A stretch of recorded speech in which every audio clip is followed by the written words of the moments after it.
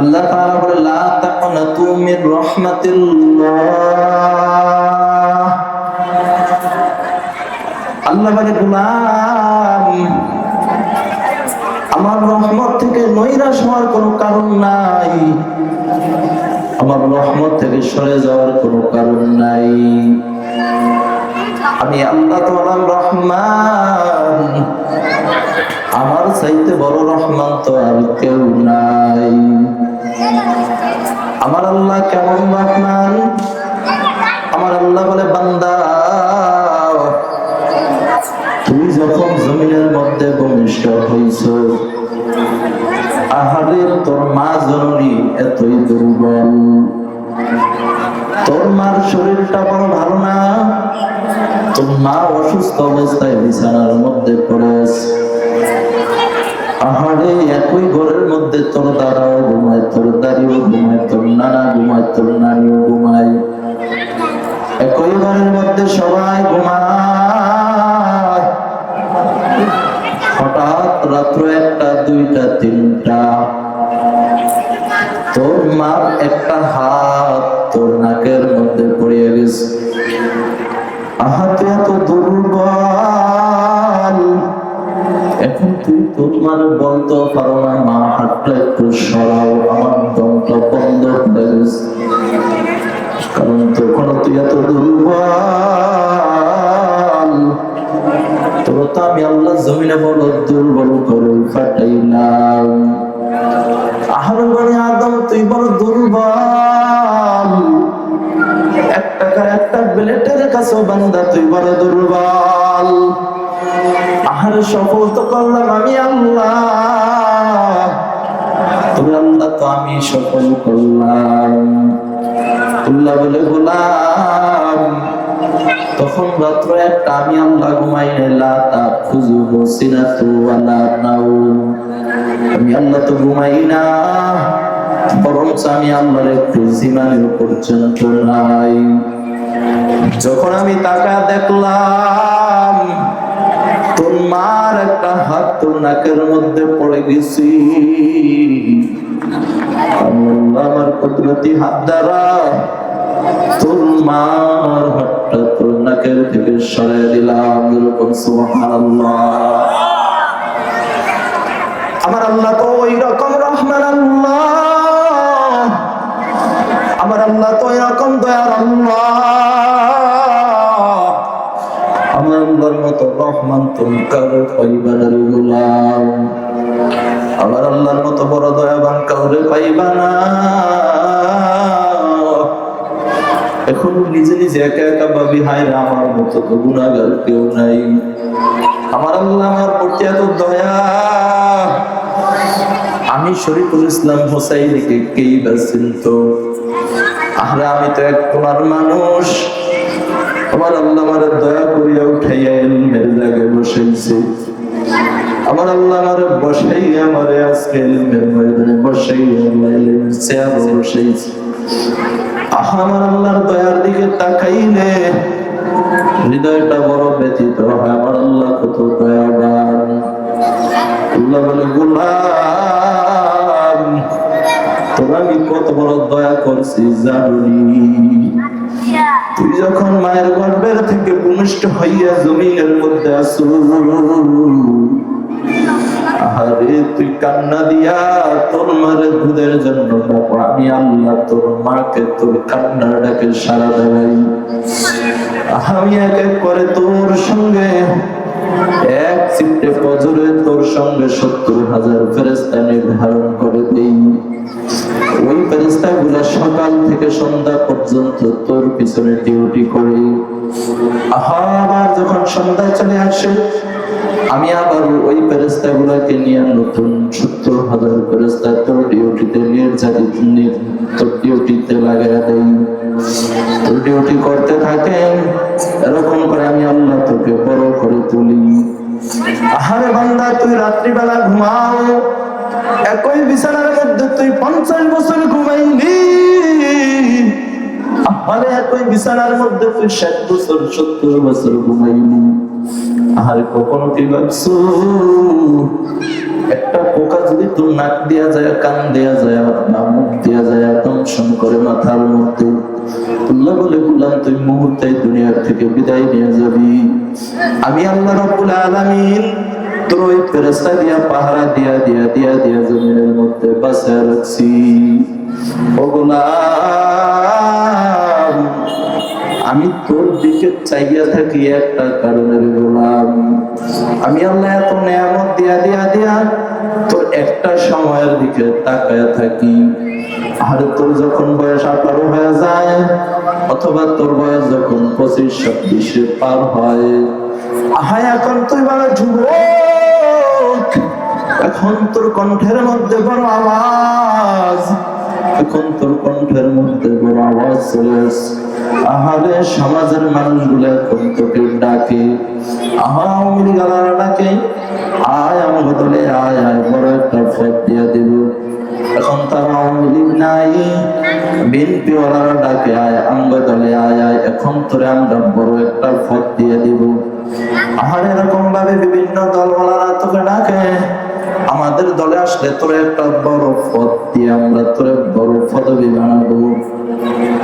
আল্লাহ মানে গোলাম, তোকে এখন সমাজের মানুষ বড় ভয় পায়, এখন তোর কণ্ঠের আওয়াজের কারণে, এখন তোর শরীরে একটু মোটা তাজা হয়েছি, এখন তোর শরীরের মধ্যে অনেক শক্তি, বলে শক্তিটা দিয়েছে আমি আল্লাহ, বলে আমি আল্লাহ শক্তি দান করেছি, দুনিয়ার আর কেউ পারবে না, দুনিয়ার কেউ দিতে পারবে না, কারণ দুনিয়ার মানুষের ক্ষমতা যেখানে শেষ, আল্লাহ বলে গোলাম ওখান থেকে আমি আল্লাহর কুদরত শুরু হয়ে যায়। সুবহানাল্লাহ। আল্লাহ বলে আমি তখন তোর ডাকি গোলাম, যখন তোর বয়স 25 আসে, 26 বছর তোর বয়স উপনীত হয়, তখন আমিও তোকে ডাকি আয় আয় আয়। আমি আল্লাহকে একটা বার আল্লাহ বলিয়া ডাক দিই, বলে আল্লাহ কেমন করে ডাকি, আমার আল্লাহ ফজরে ডাক দেয় গোলাম আয় আয়, মুয়াজ্জিনের মাধ্যমে ডাক দেয়।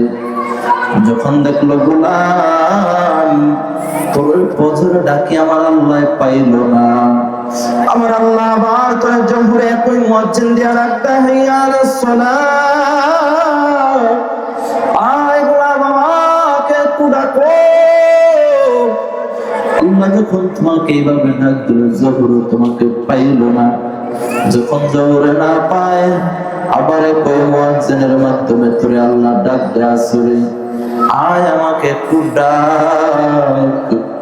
আল্লাহ যখন তাকায় দেখলো তোকে আসর পাওয়া গেল না, আমার আল্লাহ ওই একই মুয়াজ্জিন দিয়ে আবার মাগরিবে ডাক দেয়, আয় আয় আয়। যখন দেখলো মাগরিবে তোকে পাওয়া যায় না, আল্লাহ বড় আশার মধ্যে তোর ডাক দে গোলাম, আমি আল্লাহ রে একটা বার ডাক দিই। আল্লাহ তাকায় দেখলো তুই আসা আল্লাহকে ডাকলি না, আবার আল্লাহ ডাক দেয় তোর গোলাম, এত ডাকা ডাকলাম তোকে, তোকে জমিনের মধ্যে আমি সব দিয়েছি, কোন নিয়ামত তোরা বাকি রাখছি, তোকে আমি সব দিয়েছি, তোকে আমার থেকে কে দূরে সরাইলো, মা বাল্লাকা বিরাব্বিকাল কারীম। আল্লাহ বলে গোলাম তোকে কে সরাইলো, কার মুহাব্বতে পাইরা আমি আল্লাহকে বলছো, কার প্রেমে পড়ে আমি আল্লাহকে বলছো রে যুবক, কোন যুবতের প্রেমে পড়ছো, কার তো দেওয়ানা হইছো, যার কারণে আমি আল্লাহকে বলে রইলাম, তুমি আল্লাহকে বলছো থাকো, তুমি বলে থাকো, তবে একটা সময় আল্লাহকে আমার ডাকতে হবে, এমন একটা সময় আসবে আমার আল্লাহকে ডাকতে ডাকতে ডাকতে ডাকতে বেহুশ হয়ে যাইবা, তখন আমি আল্লাহ তোর ডাকে সাড়া দেব না। নাউজুবিল্লাহ। বলে কোন সময় আমার আল্লাহকে ডাকবে, বলে এমন একটা সময় আসবে মানুষগুলা যখন হাসরের ময়দান কায়েম হয়ে যাবে, হাসরের ময়দানে ফয়সালা হয়ে যাবে, এরা জাহান্নামী এরা জান্নাতি। আমার আল্লাহ জাহান্নামীদেরকে জাহান্নামে পাঠিয়ে দিবেন, আল্লাহ জান্নাতীদেরকে জান্নাতে পাঠিয়ে দিবেন। জাহান্নামীরা জাহান্নামের মধ্যে পড়িয়া জাহান্নামের কষ্টের কারণে আমার আল্লাহকে ডাকতে থাকবে। আমার আল্লাহকে এত জোরে জোরে ডাকবে, কিতাবের মধ্যে আসছে এক পায়ের উপর দাঁড়াইয়া, একদিন আর 2 দিন আর 3 দিন নয়, কিতাবের মধ্যে আছে এক পায়ের উপরে দাঁড়াইয়া এই বান্দাগুলা 3000 বছর পর্যন্ত আমার আল্লাহকে ডাকতে থাকবে। 3000 বছর ডাকার পর সবে মাত্র জাহান্নামের ডিউটি করে 19 জন ফেরেশতা। 19 জন ফেরেশতা ডাক দিয়া কয়, কিরে গোলাম, কিরে আল্লাহর বান্দারা তোরা এভাবে কান্না করো কেন? ওই বান্দাগুলা ডাক দিয়া বলবে, জাহান্নামের ফেরেশতা, আমরা এই জাহান্নামের আযাব সহ্য করতে পারছি না, তোরা কি পারবি আমাদেরকে একটু রহম করার জন্য? তোরা কি পারবি আমাদেরকে জাহান্নাম থেকে একটু মুক্তি দেওয়ার জন্য? জাহান্নামের 19 জন ডিউটি কর্ণওয়ালা ফেরেশতা একসঙ্গে আওয়াজ দিয়া কয়, না না, আমরা তোমাদেরকে কোন রকম সাহায্য করতে পারবো না। বলে, পারবা না? তাহলে আমাদের কি উপায় হবে? বলে, আমাদের একজন মালিক আছে, আমাদের একজন দারওয়ান আছে। বলে, তার নাম কি? বলে, তার নাম হলো মালিক দারওয়ান। এই জাহান্নামের মধ্যে পড়িয়া লোকগুলা মালিক দারওয়ানকে ডাকতে থাকবে, ইয়া মালিক, ইয়া মালিক, ইয়া মালিক। মালিক দারওয়ানকে ডাকতে ডাকতে ডাকতে কিতাবের মধ্যে আসছে একদিন আর 2 দিন নাই, বলে 1000 বছর পর্যন্ত এক পায়ের উপর দাঁড়াইয়া মালিক দারওয়ানকে ডাক দিবে। মালিক দারওয়ান 1000 বছর পর সবে মাত্র জবাব দিবে, কিরে জাহান্নামীরা, জাহান্নামের মধ্যে বুঝি বড়ই কষ্ট? বলে, হ্যাঁ রে মালিক দারওয়ান, আমরা জাহান্নামের আগুন সহ্য করতে পারি না, তুমি কি পারবা আমাদেরকে একটু সাহায্য করার জন্য? মালিক দারওয়ান ডাক দিবে, না না, 1 মিনিট নয় 1 সেকেন্ডের জন্য আমি তোমাদেরকে সাহায্য করতে পারবো না। বলে, তাহলে আমাদের কি হবে? বলে, আমাদের তোমাদের মালিক আল্লাহ। বলে, আমার আল্লাহ তোমার আল্লাহকে ডাক দাও, ওই আল্লাহ যদি চায় তোমাদেরকে আল্লাহ মাফ করে দিতে পারে। এই জাহান্নামী গুলো 1 দিন আর 2 দিন নয়, কিতাবের মধ্যে আছে এই জাহান্নামী লোকগুলা 1000 বছর পর্যন্ত এক পায়ের উপর দাঁড়াইয়া আমার আল্লাহকে ডাক দিতে থাকবে। আল্লাহ সবে মাত্র ডাক দিবে, কি রে জাহান্নামীরা, জাহান্নামের মধ্যে কি কষ্ট হয় বেশি? জাহান্নামীরা ডাকবে, আল্লাহ, একদিক থেকে শান্তি চড়ার পর আরেক দিক থেকে গরম আগুন, আল্লাহ, এই জাহান্নামের আগুন আমরা সহ্য করতে পারছি না রে আল্লাহ। আমরা দেখো জাহান্নামীরা,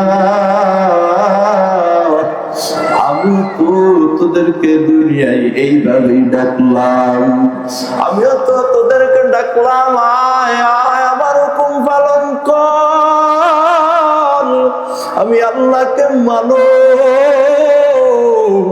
আমি আল্লাহর আদেশ পালন করো।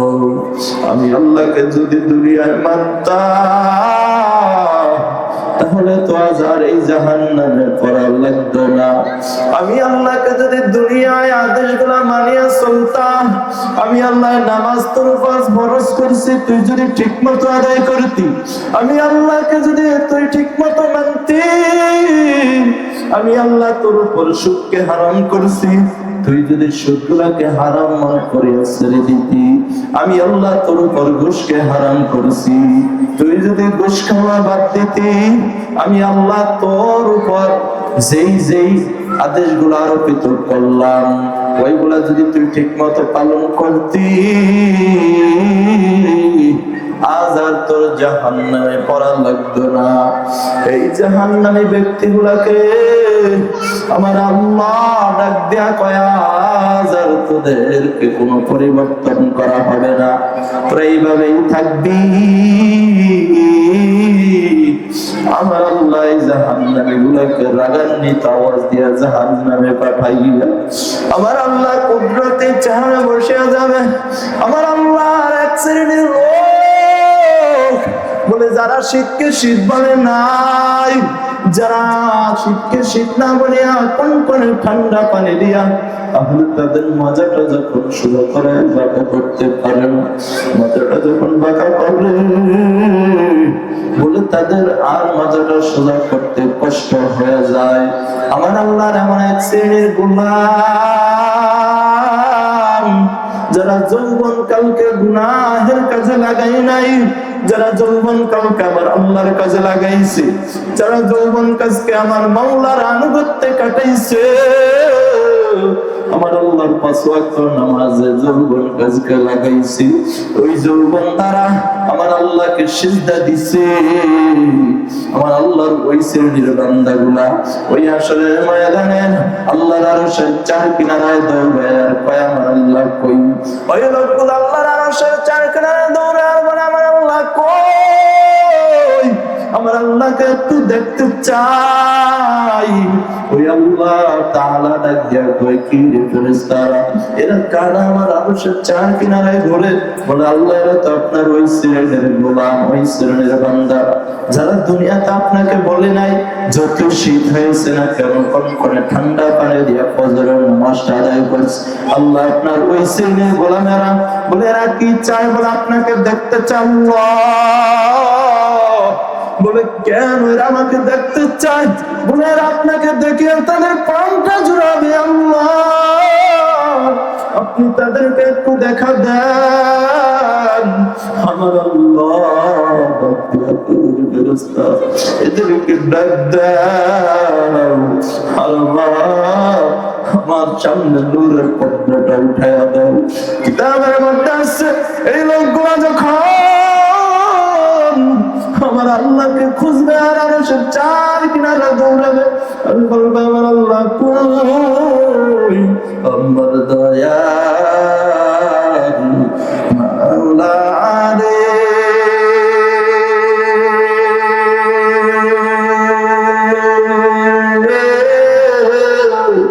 আমার দয়াল মাবুদ রে, কোথায় গেলে পাইব তোমার ঠিকানা? কোথায় গেলে পাইব তোমার ঠিকানা? আমার দয়ার মাওলা রে,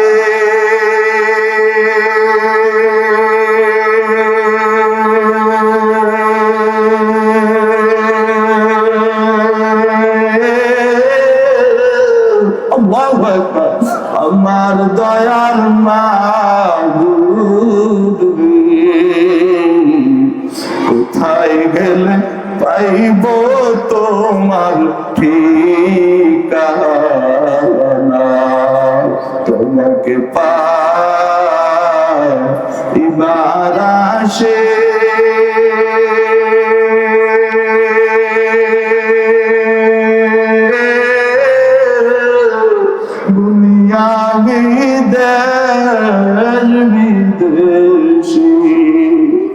আহমদিয়া মাদ্রাসা প্যান্ডেলে করলাম বিছানা, তোমাকে বুঝে আমি পাইব না।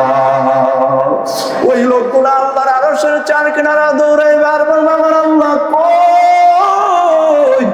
আমার আল্লাহকে একটা বার দেখতে চাই। কিতাবের মধ্যে আছে আল্লাহ ফেরেশতাদেরকে ডাক দিয়ে বলবে, ফেরেশতারা আমার নূরের পর্দাটা তুলিয়া দাও, আর এই আমার বান্দাগুলাকে আমার সাথে দেখা করার মোলাকাত করার জন্য আমার সাথে মোলাকাত করায়া দাও।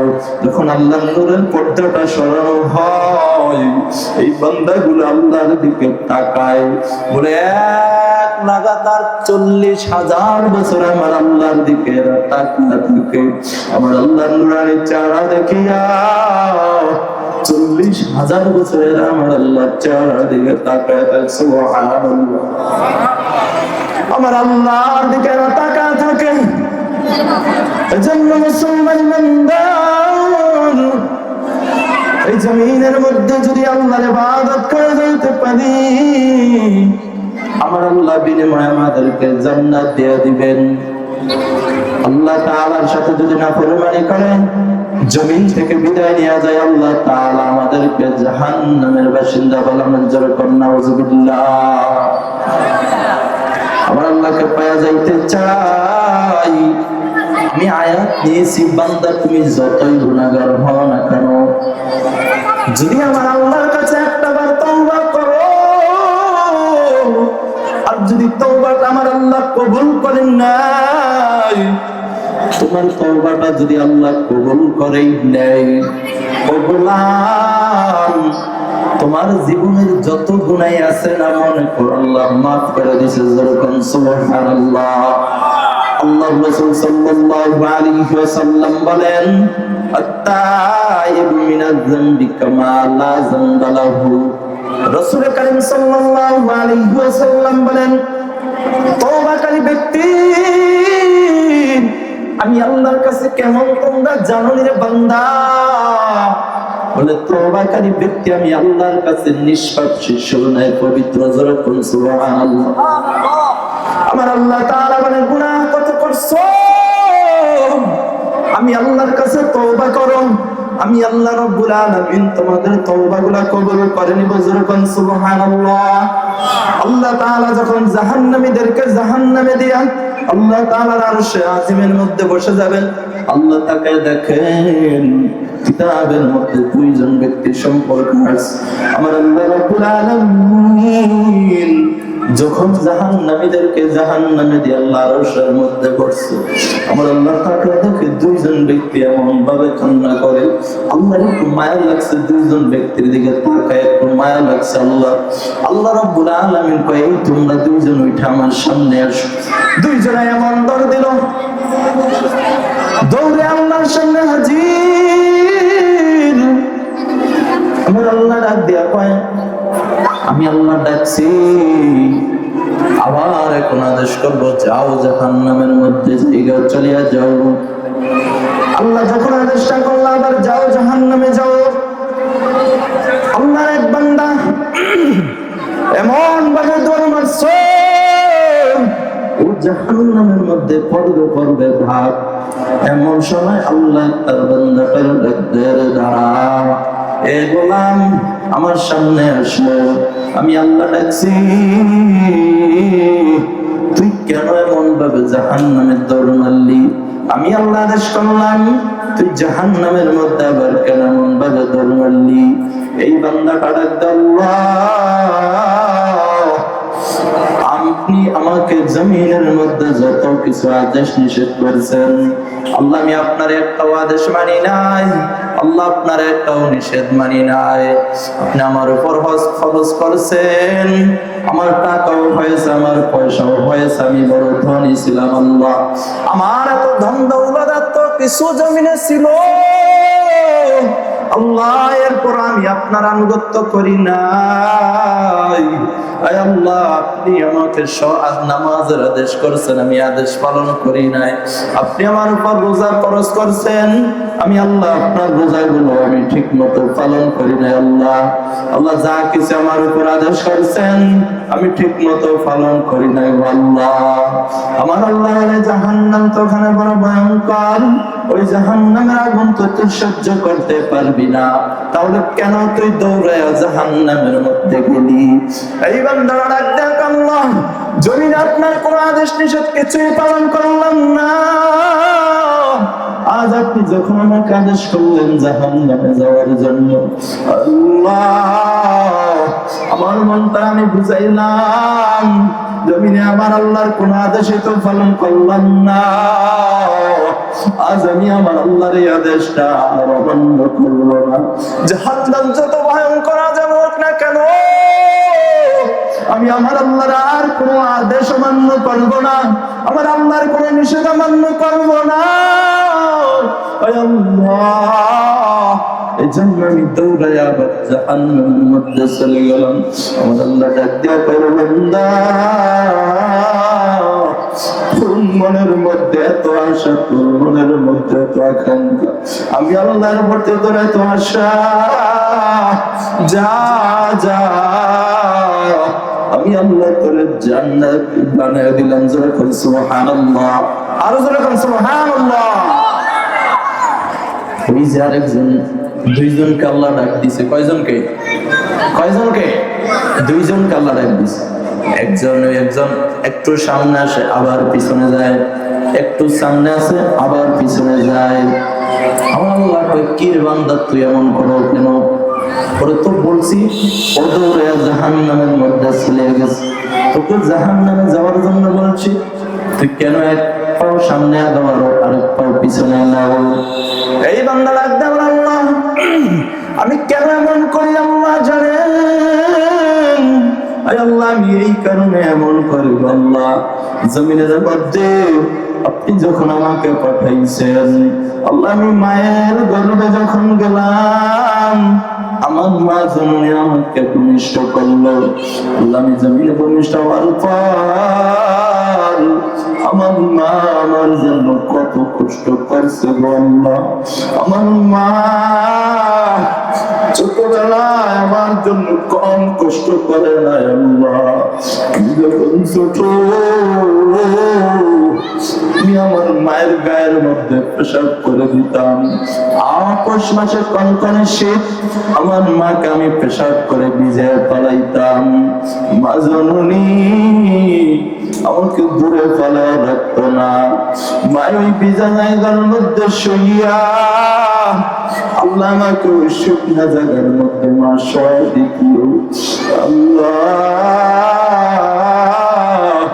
আমাদের অভাবের সংসারে আমার বাবাকে আমি দেখছি, আল্লাহ ঠিক মতো বাবা সংসারটা পর্যন্ত চালাইতে পারতো না। আর নদী এলাকার মানুষরা ভালো বুঝলেন, আপনাদের নদীতে যখন মাছ হয় তখন আপনাদের মনটা একটু আনন্দিত থাকে, আর যদি আল্লাহ নদীর মধ্যে যদি মাছ না যায়, আপনাদের মনটা কত পেরেশানি, রিজিকের জন্য হাহাকার করতে থাকেন। এরকম কত ফ্যামিলির বাবারা আছেন, ঠিক মতো সংসারটা চালাইতে পারেন না, কত কষ্ট হয়ে যায়। আরে সন্তানের দিকে তাকাইলে বাবার সব স্বপ্নগুলো শেষ হয়ে যায়। আর সন্তানের স্বপ্ন বড় স্বপ্ন, সন্তান যা বলে ওই সন্তানের ওইটা পালন করার জন্য বাবা পাগল হয়ে যায়। ওই সন্তান গরিব করে জন্ম নিলে বোঝা যায় আহারে বাবার কত কষ্ট করে সন্তানদেরকে লালন পালন করতে হয়।